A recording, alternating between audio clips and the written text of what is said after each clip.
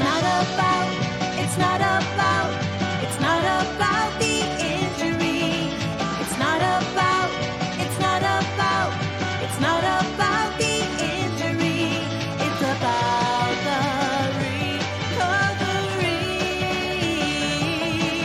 It's about the recovery.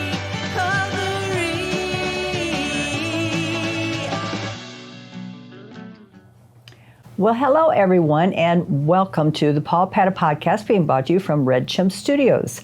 My name is Patty Davidson. Today I'm going to fill in for Paul because he is at trial, and that was something he had to go and do. So we shall carry on without him, but we'll think about his Paul Padda podcast today. Today we are really, really fortunate to have with us Maurice and Sue Ann. And they're coming to us from the Las Vegas Healing Garden. The Las Vegas Healing Garden is managed, from what I understand, it's actually located by, Get Outdoors Nevada, which we all should do more. And so that is where the garden is located. Is that correct? So the Healing Garden, it's not far from our offices. Mm-hmm. It's in downtown Las Vegas, and it's on Casino Center Boulevard, just north of Charleston. We are in Las Vegas, so it's right next to the Love Store. Well, everybody should know where that is then. Right. And so, and Sue Ann, you volunteer for the organization. Yes. And for the Healing Gardens in particular, we're going to talk about today, because the Healing Garden is, from what I understand, beautiful, and I have not been there yet, but I am certainly going to make sure I make my way out there. But it was born out of a tragedy, and so I understand that you were there at the event at the time of the shooting, and so we want to talk about that out of tragedy, many things, good things come many times, and so we'll talk about the garden, what it has done, how it came together, how your take on it, and how it has helped you, to be able to be volunteer for it and be part of it. So maybe we can talk with you, Marisa, and tell us about where did the idea come from? How did this whole thing evolve? So the Las Vegas Community Healing Garden came out of the community. There were a few folks who came together, Jay Plegancool, Mark Hamelman, Sam Henry, Chad Reed, a list of people that I can't get all together in this one sitting, came together, and they decided to put together this healing garden. There was actually a conversation ages ago, it was literally within, I think, a day or two of the shooting, that Jay sat down with some folks from the city and on a napkin essentially sketched out what the healing garden could look like. And the idea was that this horrific thing had just happened to our community. Was there a way that we could respond to it? And the city of Las Vegas was incredibly open to this idea. They had one of their own who they had lost in the October 1 tragedy, and they really wanted to do something. So there was a little plot of land that they had actually, I think, had scheduled for something like a dog park. Mm-hmm. And at the speed of light, really, especially in government time, they went from having that program to be a dog park and turned it into the Las Vegas Community Healing Garden. And so by October 6th, so the tragedy was October 1, by October 6th, the garden was complete. It was through volunteer labor. About 300 plus folks came out. Materials were donated. Just incredible coming together of the community to make it happen. How did Get Outdoors Nevada get involved? So Get Outdoors Nevada, we are an organization who we've done a lot throughout the years with volunteerism and engaging on our parks and trails. We've done a lot with that, with emphasizing the outdoors. Part of our mission is the idea of connecting people to outdoor experiences and all these special places that we have here. And we were asked if we might take on this project as a nonprofit. We're a 501c3 nonprofit organization. And the amazing folks who put together the garden, they're doers who just wanted to make something happen. But then this garden is a permanent thing, and it needs to be maintained. And there were things that needed to happen. A beautiful remembrance wall had been created out of wooden pallets, and really just beautiful. But in our environment, the wooden pallets weren't going to last. And one of our first orders of business was looking at transitioning that to a permanent remembrance wall. So if you go to the garden now, you'll see that there are Core 10 steel panels instead of the wooden pallets. But we tried to honor the spirit of the wooden pallets and the way that we did the panels. That was, again, actually designed by Jay Plug and Cool, and it's beautiful, really amazing to be able to come together. Our organization, as everybody wanted to see what we could do to give back after October 1, we had quite a few folks in our office who were impacted either by friends and family being there. We worked with people who were impacted. One of the young men who was killed that day, Quentin, he was with the city of Henderson, and we do a lot with the Parks and Rec departments in the different cities. And we had an event actually scheduled on October 6th that we went forward with the city of Henderson. It was a Get Outdoors Nevada Day, and Quentin would have been working with us and helping us on events like that. So it was an honor to have a way to give back through the garden and to be able to be part of the project and to kind of offer our umbrella as a 501c3, so we were able to help accept donations and transition those to things like that beautiful new Core-10 steel Remembrance wall, and to help create some of the events and support for volunteers such as Sue Ann, all these wonderful people who engage with the garden. And so that's what we've done now since, I guess we were involved with it maybe since October 8th of 2017. So, Sue Ann, were you already a volunteer for Get Outdoors Nevada? No, I was not. And so this was something that just came about because you were actually at the Right. shooting. And I know it's got to be very difficult for you, to even think about and talk about that situation that happened that evening.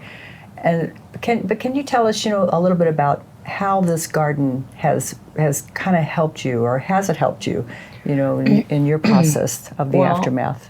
I started going, I wasn't initially a part of building the garden. For obvious reasons. I was trying to figure out how to continue with my life and have some normalcy.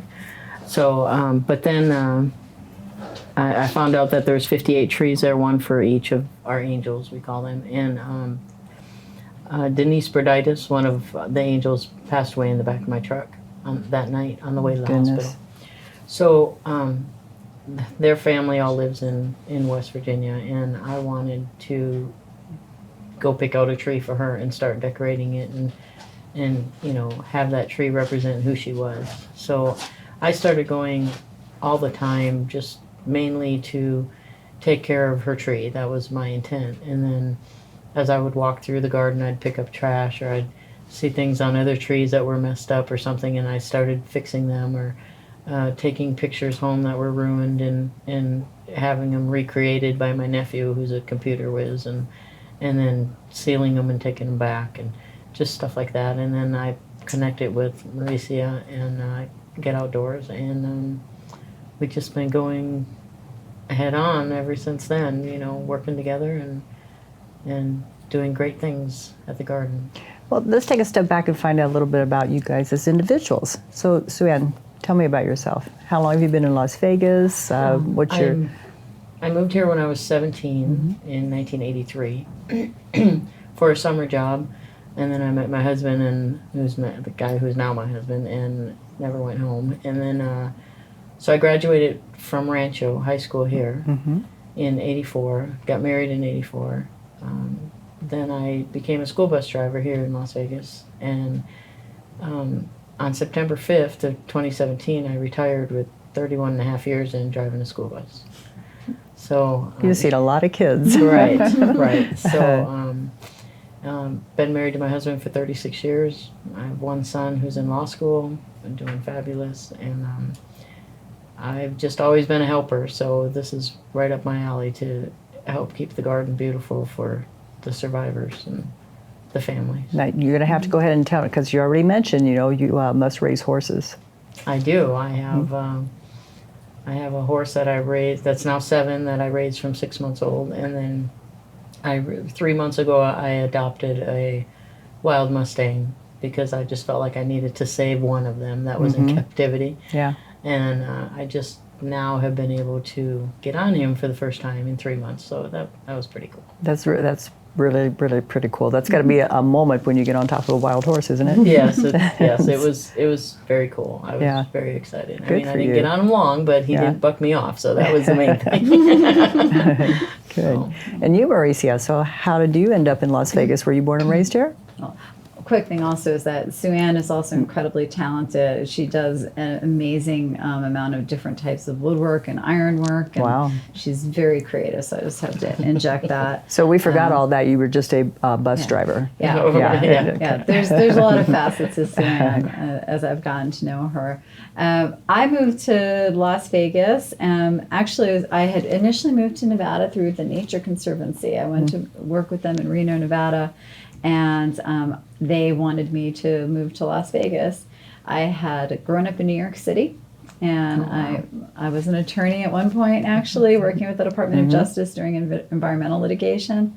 But I segued out of that to work with the Nature Conservancy, and then they moved me to Las Vegas. And I was one of those people who I had mixed feelings when I first moved here. Uh-huh. And I have just grown to absolutely love this place and to become very protective of it. I've been very passionate about our community. I was fortunate enough to come to my organization in 2010 and been able to spend time growing that organization. So we do work educating young people, activating our outdoor spaces as outdoor classrooms. So we have quite a few school bus drivers that occasionally drive some buses for us with shuttles full of children. Right. Last year we had 600 programs that we did for young people. We have volunteer Wow. programs. We did over 100 volunteer events last year, working with the City of Las Vegas, North Las Vegas, City of Henderson, Clark County, and some of the federal partners like the U.S. Fish and Wildlife Service, the Forest Service, the Bureau of Land Management, and the Park Service. And it's been really a joy. My personal life and my work life are very woven together. And when the Healing Garden was one of those opportunities where it just made so much sense for the organization, because our focus is how do the outdoors help. And it's one little piece of the outdoor in this urban environment. So it brings together, I think I'm one of those people who I'm a little bit obsessed with work, and I have trouble sometimes separating it, but I'm really fortunate. I have a wonderful family here and wonderful pets. We're both animal people. Yeah. And I love the trails and the parks here, and I love Nevada, Southern Nevada. It's just an incredible state, and we have an incredible, just a wonderful community. Well, I think, again, not knowing a lot about your organization, so we'll just ask more questions, but it seems to me that it's no different than, the animal types of therapies that are out there. Getting outdoors kind of clears your mind, you would think, because when you are involved in a tragedy, or, even like in our law firm, when people get into accidents, many times that's a big impact on their life, and it kind of clouds their head, and it's really sometimes the only focus that they have, because, they're all about healing, whether it's emotionally, financially, physically, all those things are draining them. So is that part of your all's mission? Is that the reason you encourage people to get outdoors? It's definitely one of those elements. I think that especially when you talk about kids, when you talk about adults, that experience of being in the outdoors, for me, it's, we're all equal under the sun. It's something where every single human being, and it's one of those, it's a nonpartisan thing, right? I don't care what party you're part of. I don't care like whether you're purple, blue, brown, spotted, polka dotted, whatever. When you're outdoors, you connect to the world in a completely different way. You connect to your community. You understand why it matters, why we want to take care of these incredible places. I think it's important to, when we have people come out and volunteer, for instance, they're shoulder to shoulder with their neighbors, and they connect to their community and feel pride in these outdoor places and their parks and trails, and they connect to the fact that they live in the Mojave and they live in a beautiful place. And one of my favorite quotes is actually my stepdaughter years ago. We were talking about going outdoors, and she was maybe 8 or 9, and she had this beautiful statement where she said, "Sometimes I do not go outdoors for a long time, and it's as though there's a little tear in my heart, and then I go outdoors and it gets taped back up." Cool. And I think it's like that for a lot of people, and sometimes we don't even realize how important it is. Right. And we've taken folks out on programs. We've done some things with a wonderful program called the Embracing Project that works with victims of human trafficking, and taken them for outdoor experiences. And there is a definite element. It's important for education. It's important for so many things. But I think for the soul, getting outdoors really does resonate in a way. And the Healing Garden might be a little patch of the outdoors, but it helps for the soul. And that's Tremendous. Yes. Well, I think we're going to take a really short break, and then we'll come back and talk a little bit more about the Healing Garden and and the volunteers and what it does for them. But right now, we're going to take a break, and we're going to listen to Paul Padda give you a tip on his Paul Padda for the People tip of the day. Hi, folks. Paul Padda for the People with another great pointer.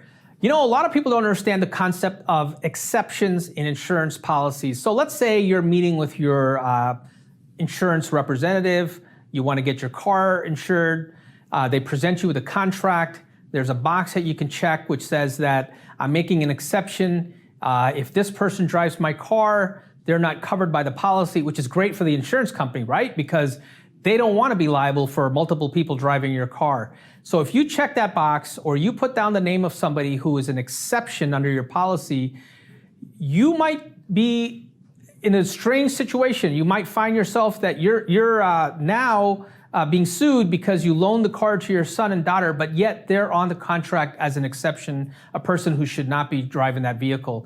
Be very careful when you sign an insurance contract. Make sure you read all the fine print. And sometimes it's actually great to come in and talk to a personal injury attorney who will give you some good advice about it. But be very careful when you sign an insurance contract and you make an exception, because later it might come back to bite you, and you may find yourself in a situation where you're now personally liable and your insurance company is not going to help you out.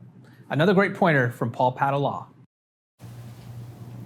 Welcome back to our podcast today, and we are talking about the Healing Gardens in Las Vegas. I am here with Mauricia and Sue Ann, and we're going to continue our talk. And I want to talk a little bit more now about the garden itself.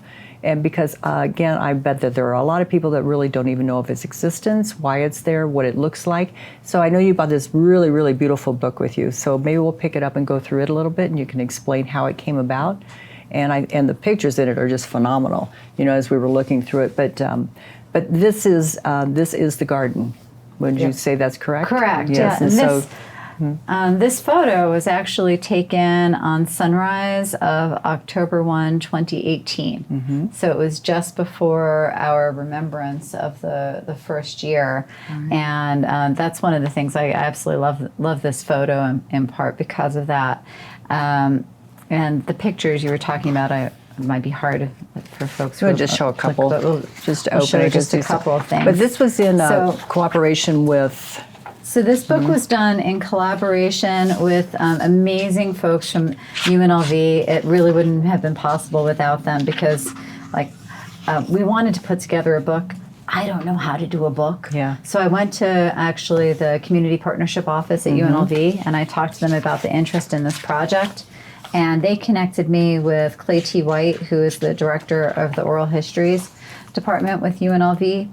And then we connected also with Donna McAleer, who is a professor emeritus in publishing, and a wonderful woman named Stephanie Evans. And so they worked with us. And what we did was we pulled together, we've had these amazing photographers, and this is a photo of tiles that are around the heart, that is the tree of life in the Healing Garden. And we've had a group taking photographs with us called Square Shoot. And so we had these beautiful photographs. We had amazing oral histories from that, the time around October 1.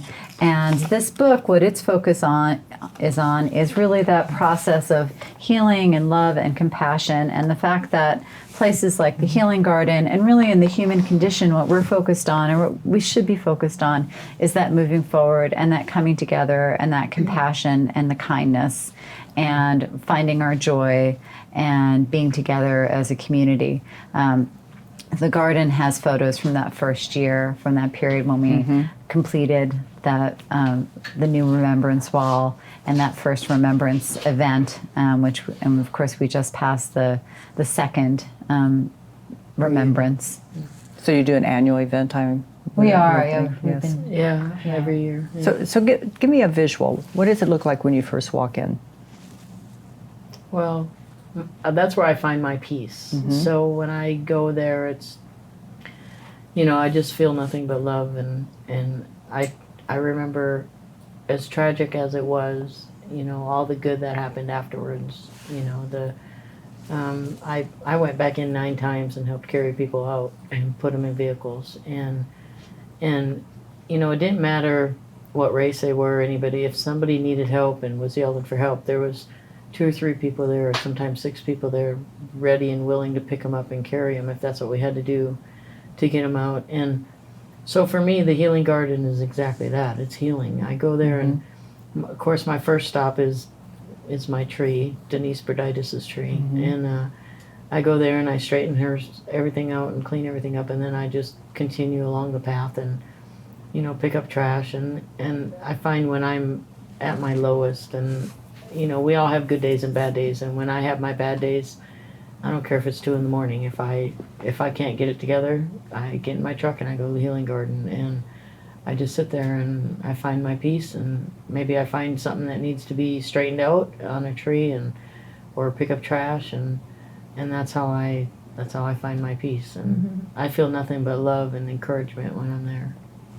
It's a really powerful story, and you going in 9 times, what a hero you are. You just are.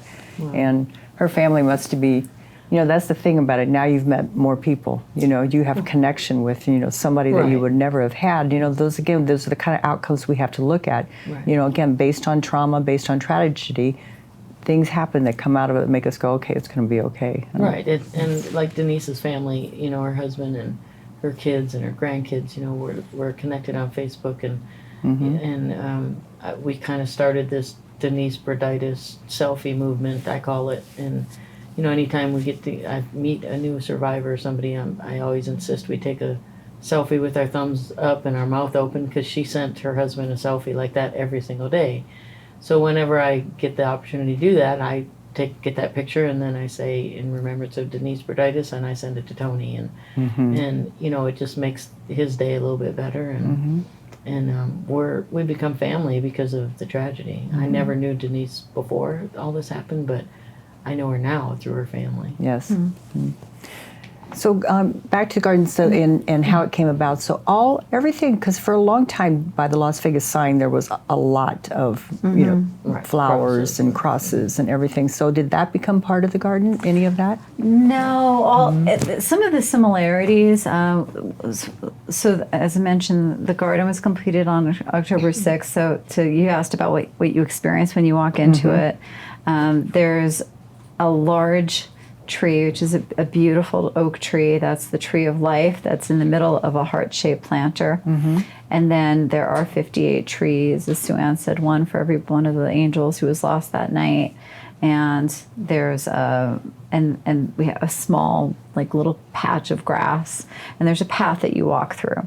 So what happened in the aftermath of October 1 with the garden was many people came there and they would write notes to those who were lost. There were a lot of incredibly heartbreaking notes from people who were close to those who died, notes from their kids, and roughly 23,000 objects and items were collected from the garden in that first year. And those are with the Nevada State Museum now. I see. So the ones that I believe that were collected by the sign, I think are with the Clark County Museum now. Right. So there were some similarities there. And one thing is that people do continue to still come by the garden, and they'll leave notes and mementos. One of the things that people have started doing ages ago, and they still do it, is they'll paint a rock, and they'll paint either just a picture or something that's in their head, love, hope, and they leave that. So we have some rocks there that were painted by survivors and family members, some that were painted by children, and it's one of those expressions that people can bring to the garden and leave with the garden. So there were some similarities, but definitely some differences. One thing that's always been really important to us also is to have the garden not start to feel like a cemetery. Oh, I see. And memorials, and there's some incredible memorials around the country, but this is intended to be really a place of life and energy and hope. And so it's focused on that. People come there and they leave their memories, but they're also filled with a sense of the fact that there is life. Right. And that's accomplished what? Because of the trees? Because of The trees, the flowers. Yeah. When you walk into the garden, I think one of the is you almost feel like you get encapsulated for a moment in a different world. Right. You can Yeah. almost forget That's a that good there way. are those trees around, that there are those buildings around you. Right. You feel the energy from the trees. You hear the birds and they're butterflies. It's just it has its own little special energy. It's like a little oasis of peace. And so you just get filled with that sense. And everywhere you look is love. I mean, everywhere you look. There's no, Yeah. as tragic as it was, every tree represents that person. You know, Right. family members send stuff to get outdoors to put on the trees sometimes, and they send stuff to me to put on the trees. And there's other volunteers that you know, they're connected with other family members, so they'll send stuff and say, hey, can you put this on you know, somebody's tree. So we all do that. Anybody, you know, is willing to do that. But there's so much love there when you walk through there. It's, you know, each tree it's not just a tree, it's a person. You know, so but the way that they're expressed by mementos there, the people and stuff, you can't help but just feel how much they were loved by their family and friends, and you know, and the love that the survivors, we, you know, I mean, if somebody sees a 58 somewhere just out of the blue, they automatically say, oh, look, you know, my angels are with me, you know. Yeah. So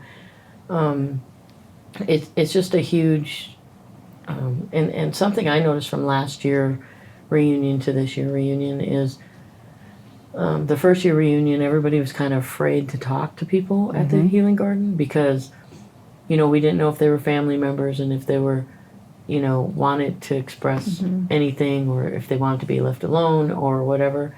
And throughout this last year and then on the reunion, I was there a lot, and people just want to hug each other, and they want to be able to say, you know, so and so was my daughter, or you know, so and so was my son or my husband, or you know, however they were related. And you know, and if we see somebody crying, you know, we used to walk away and give them their time, and now we'll walk up and say, do you need a hug? And 99% of the time they want a hug, you know. And so just being there for each other and knowing, you know, a little bit of their story sometimes, because, you know, one of the best ways to heal is to talk about it. So and I've met people down there that never talked to anybody about it, and I happened to be the first one they told their story to. And, you know, and then I might have been down there an hour with them and just talking and listening to them, and never even told them my story, but just listened to them tell their story. And hug them 15 times if that's what it took for them to feel comfort and love and just heal that little bit, you know, because that's what the Healing Garden is. It's love and it's compassion and it's healing and it's remembering the good that happened afterwards. And that continues to happen every day because of the shooting. Well, you know, the garden is so important because in this day and age, it's very unfortunate, but you hear about a lot of tragedy. You know, it's like almost every day something has happened. And we've gotten to the point where it almost feels like is that we don't realize the impact anymore. You know, it's just, it's a news story. You know, but the people who are involved in that news story, that impact is going to be the rest of their lives. And so for Las Vegas to actually sponsor and do something like this, it just goes to show that Las Vegas truly is a community-oriented town. You know, we're not just, you know, all glitz and glamour. And so, you know, this is why, you know, this law firm at Paul Padda, you know, he's really interested in supporting community effort like this and getting it out there so that we all know that, no, we care about each other. And this garden is a real tribute. And you know, having you come on with this is really, really an honor for you to be here. Really appreciate you. You know, and you guys, you know, doing the annual event and taking care of it, it's really important. So just want to really thank you all for being here. You're welcome. And one thing I did last night that I haven't even told Marissa about it, but yesterday was the 1 year anniversary of the shooting in California at the bar, and 12 people lost their lives. So I went and got 12 balloons And when I got down there, there was, I'm going to say, I think 5 homeless people down there, because they kind of hang out down there, which, you know, as long as they're not causing problems or destroying things, I don't have a problem with it. But anyway, we kind of waited around and we started talking and stuff, and I asked them. So finally I got up to where there was 11 other people there besides me. And I said, okay, you know, I would like to release these balloons in remembrance of, you know, the shooting in California and at the Borderline Bar. And they all volunteered to release a balloon. So I handed everybody a balloon, and we said a prayer and counted to 3, and we all released the balloon. So, and that's the kind of stuff that happens down there, not necessarily always by me, because there's hundreds of people that go down there and do good deeds all the time. It's a different kind of camaraderie. Yeah, It and is you know, bringing people together. want to be a part of it. They want to, you know, and even the homeless people, you know, they want to be a part of it. You know, and you know, God bless everybody that puts in any effort and goes down there and does good, whether it be give a hug or pick up a piece of paper or throw it away or whatever. You know. Oh, and I would be remiss if I didn't mention that this book, the Healing Las Vegas book, the proceeds from this go to help support the garden. And if you go to the Get Outdoors Nevada website, just getoutdoorsnevada.org, you can purchase the book through that website. It's $20, and the entire proceeds will go towards the garden. It's also available on Amazon and Barnes & Nobles and in a few other locations.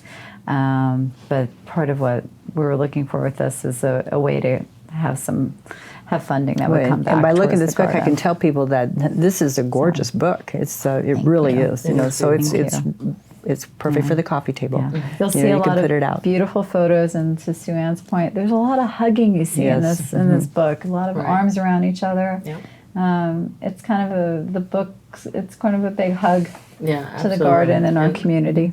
So tell us one more time, where is the garden located, and when can people go there? All the time? Is it? It's open all the time. Yes. It's on Casino Center Boulevard, just north of Charleston. Okay.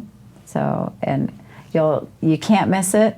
Look for the place with 58 trees, and you'll find the garden. Well, you know what? It's been amazing for you guys to be here today, and thank you so much. And Thank you for having us. So we, one more time, we're going to say goodbye from Paul Padda Podcast, coming to you from Red Chip Studios, and we hope to see you next time. Take care.